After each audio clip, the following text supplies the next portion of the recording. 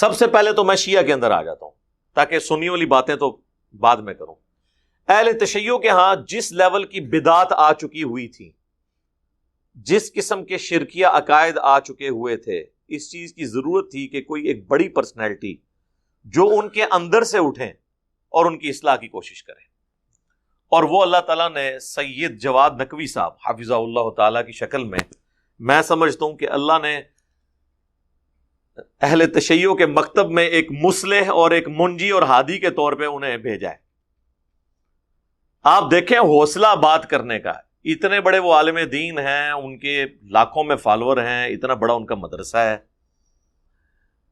پھر گفتگو وہ ساری ورلڈ پالیٹکس پہ بھی ان کے ہر ویکینڈ پہ لیکچرز آتے ہیں اختلافی موضوعات پہ. یہی باتیں جب میں کرتا ہوں لوگوں کو بڑی بری لگتی ہیں. وہ اپنے ہزاروں کی پبلک میں، آپ ذرا دیکھیں وہاں کتنے لوگ بیٹھے ہوتے ہیں ان کے جمعے کی گیدرنگ میں، عام گیدرنگ میں کتنے لوگ ہوتے ہیں. اتنی بڑی مسجد آپ کو لاہور میں نظر نہیں آئے گی. پھر وہ ٹرپل سٹوری بنی ہوئی ہے. تو پچھلے دنوں ان کی ویڈیو اپلوڈ ہوئی، میں کہتا ہوں یہ بہت جگرے والی بات ہے. انہوں نے کہا کہ جو غالی شیعہ ہیں ہمارے اندر، یہ قادیانیوں سے بھی بدتر ہیں. یہ جملہ میں بول دوں کتنی آگ لگتی ہے. میں نے بولا ہے، یہ نہ سمجھے کہ میں آگ سے کوئی ڈرتا ہوں. ہم تو کہتے ہیں لگے آگ. یہ آگ لگے گی تو آپ کے فرسودہ نظام جو ہے نا وہ جلے گا اور نیچے سے پھر نیا نظام سامنے آئے گا. پھر انہوں نے کہا کہ قادیانی ختم نبوت میں شرک کر رہے ہیں، اور ہمارے جو غالی ہیں یہ اللہ کی ذات کے ساتھ شرک کرتے ہیں جب یہ کہتے ہیں علی اللہ یا حسین جل جلالہ. تو کہتے ہیں آپ ذرا انصاف سے فیصلہ کریں کہ ایک وہ گروہ ہے جو رسول اللہ کے ساتھ شرک کرتا ہے، ہم نے اسے دار اسلام سے نکال دیا، یعنی قادیانی، اور ایک اعلانیہ ہمارے سٹیجز کے اوپر اللہ کے ساتھ شریک ٹھہرا رہا ہے، اور ہم ان کو پیسے دے کے اپنے سٹیجوں پہ بلاتے ہیں. ان کو تو ان سے پہلے اسلام سے باہر نکالنا چاہیے. یہ جواد نقوی صاحب کہہ رہے ہیں.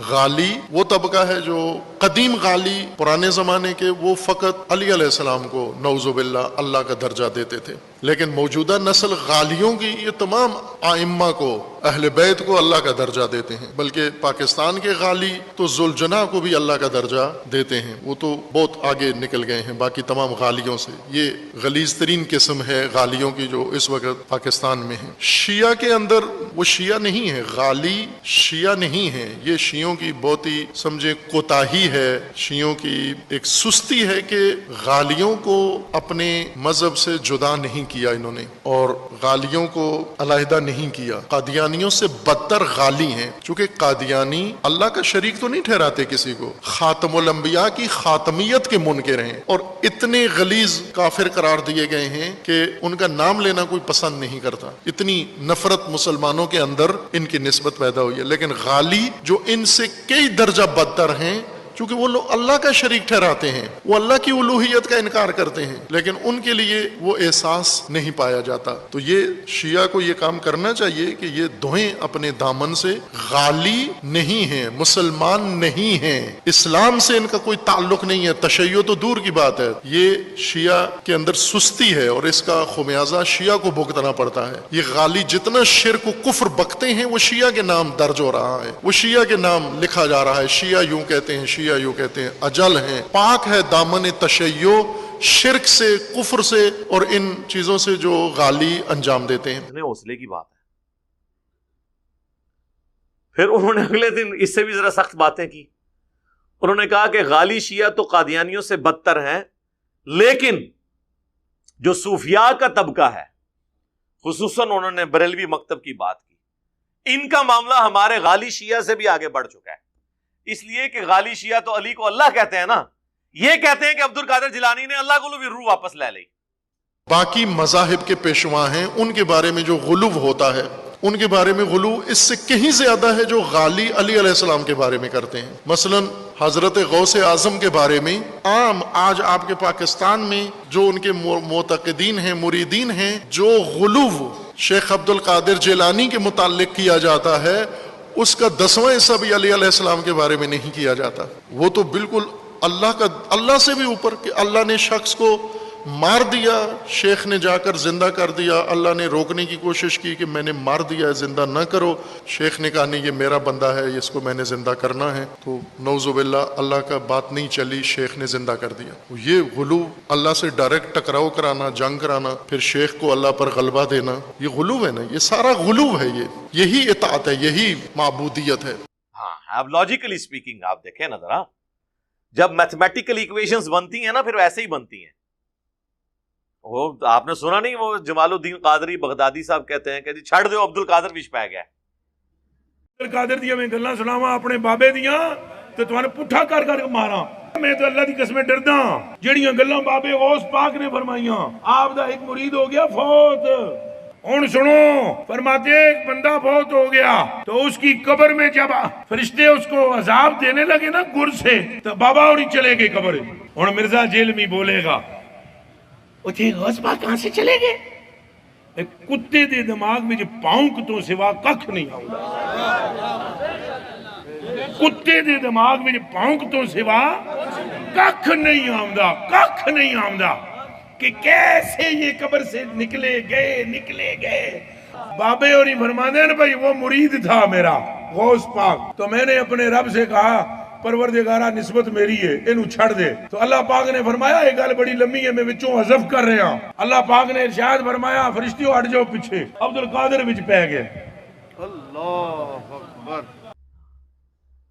یعنی جس طرح دو پلوان اکھاڑے میں اتر آئے ہیں، تو مجھے بتائیں کہ دو پلوان اکھاڑے میں اتریں اور ایک اپنی بات منوا لے دوسرے سے، اس کا ڈیسیژن چینج کروا لے، تو تگڑا کون ہوا؟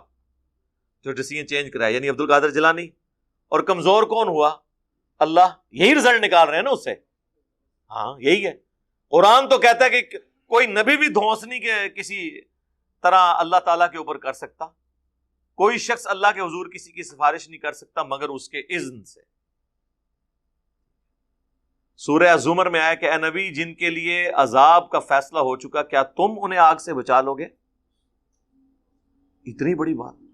سورۃ البقرہ میں آیا اے نبی ہم آپ سے نہیں پوچھیں گے لوگ جہنم میں کیوں چلے گئے، آپ کا کام صرف دعوت پہنچانا ہے۔ سر کتابوں کا خدا تو بڑا ڈڈ ہے، وہ تو گفتگو اس سٹائل میں کرتا ہے کہ وہ کہتا ہے کہ میرے ساتھ کیا میرے قریب بھی کسی کو نہیں لے کے آنا۔ پھر نبی علیہ السلام کے مبارک زبان سے کہلوایا جا رہا ہے قل ارائیتم ان اہلکنی اللہ ومن معی او رحمنا فمن یجیر الکافرین من عذاب علیم۔ اے نبی تم فرماؤ کہ اگر اللہ تعالیٰ مجھے اور میرے ساتھیوں کو، میرے اصحاب کو ہلاک کر دے، یہ بفرض محال سمجھانے کے لیے، تو بتاؤ کافر اپنے آپ کو اللہ کے عذاب سے کیسے بچا سکتے ہیں؟ ان کو کون بچانے والا ہوگا؟ یعنی ہم بھی اس چیز سے ڈرتے ہیں کہ ہم بھی اللہ کی نافرمانی کریں تو اللہ ہمیں بھی پکڑ سکتا ہے۔ قرآن میں 3 دفعہ یہ آیت ہے، میں نے کئی دفعہ ریپیٹ کی ہے، سورہ الزمر میں، سورہ یونس میں، سورۃ الانعام میں۔ اللہ تعالیٰ نے اپنے محبوب صلی اللہ علیہ وآلہ وسلم کی مبارک زبان سے کہلوایا ہے قل انی اخاف ان عصیت ربی عذاب یوم عظیم۔ اے نبی تم فرماؤ کہ مجھے تو خود اس بات کا خوف ہے کہ بالفرض اگر میں بھی اپنے رب کی نافرمانی کروں تو بڑے دن کا عذاب مجھے بھی آ پکڑے گا۔ تو یہ غلوف والا مسئلہ آپ دیکھیں انبیاء کے ساتھ ہی ہوا ہے۔ ظاہر ہے انبیاء کو ہی اللہ کے ساتھ شریک ٹھہرایا جائے گا، اللہ کے نیک بندوں کو، ظاہر ہے اللہ کے دشمنوں کو تو نہیں ٹھہرایا جائے گا۔ حضرت عیسیٰ ابن مریم کے بارے میں ڈیوینٹی کلیم ہوئی ہے نا، اور ہمارے نبی علیہ السلام پہلے ہی خبردار کر رہے ہیں، صحیح بخاری میں حدیث ہے، دیکھنا میری شان کو اس طرح بلند نہ کرنا جس طرح نصارہ نے کیا، میں اللہ کا بندہ اور اس کا رسول ہوں، مجھے اللہ کا بندہ اور اس کا رسول ہی کہنا۔